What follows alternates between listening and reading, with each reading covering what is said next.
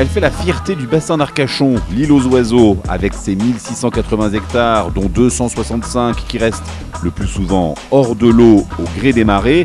Elle est un paradis pour tout ce qui vole, mais elle est aussi un havre de paix pour ceux qui y habitent.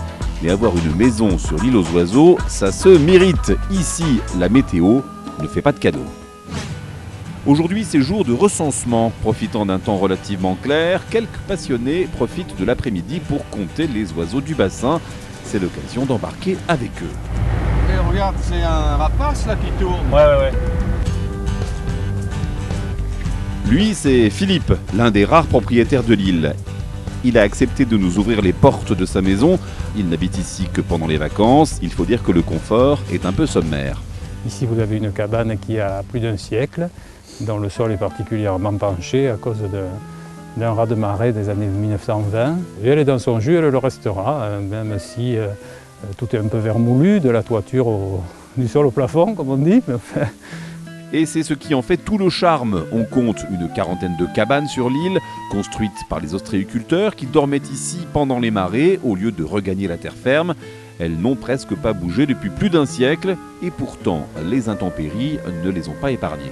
Elles ont subi beaucoup d'intempéries, mais elles sont situées sur les points hauts de l'île, si tant est qu'il y ait des points hauts, qui fait qu'elles n'ont de l'eau à l'intérieur que par grosses tempêtes. Vivre sur l'île aux oiseaux, Philippe a ça dans le sang. Et pourtant, ici, il n'y a pas l'eau courante, on recueille l'eau de pluie dans cette réserve et on la stocke dans cette citerne. Pas d'électricité non plus, puisque le minimum est assuré par ce petit panneau solaire. Et n'allez pas croire que c'est forcément paradisiaque l'été. Ceux qui ont tendance à nous faire passer pour des privilégiés ou dire que nous sommes dans une situation idyllique, il ne faut pas non plus exagérer. Ce n'est pas une plage de sable fin sur les cocotiers avec tout le confort possible. Il faut le savoir, il y a l'été, il y a pas mal de moustiques. Malgré tout, ce n'est pas le bagne. La nature est ici parfaitement sauvage et c'est bien ce que viennent chercher ses habitants. Ils viennent aussi chercher des oiseaux. Il faut bien que l'île mérite son nom, et notamment des canards qu'on traque dans une drôle de cabane. Ça flotte, oui, regarde. Et l'eau arrive par-dessous, là. Mais ça, il faut que ça flotte, parce que si l'eau monte trop, autrement ça submergerait. Alors, on ouvre les guichets.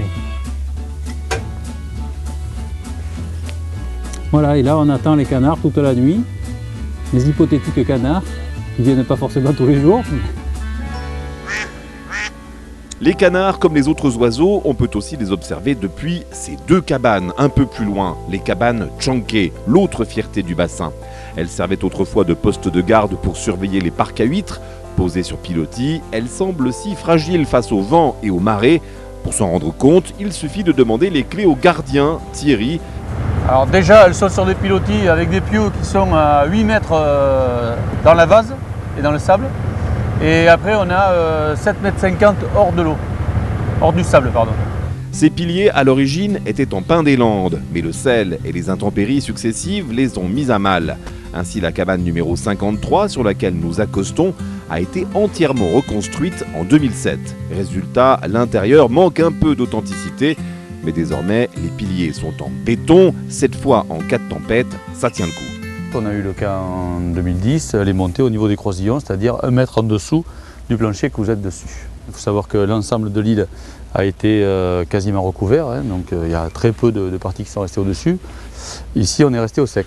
Les cabanes Tchanké offrent une vue imprenable sur l'île aux oiseaux tant que le temps n'est pas trop couvert. Nos spécialistes du recensement en volatile n'en ratent pas une miette. C'est un bon observatoire puisque là on voit toute la partie marécageuse en gros ici qui est devant. C'est assez intéressant de pouvoir les compter d'ici parce que ça nous fait une base bien stable et puis en hauteur. Mais le temps tourne, le soleil se cache, il est l'heure de retourner au port d'Arcachon. L'espace d'un moment, nous aurons vécu tels des Robinson sur l'île aux oiseaux en plein cœur de l'hiver.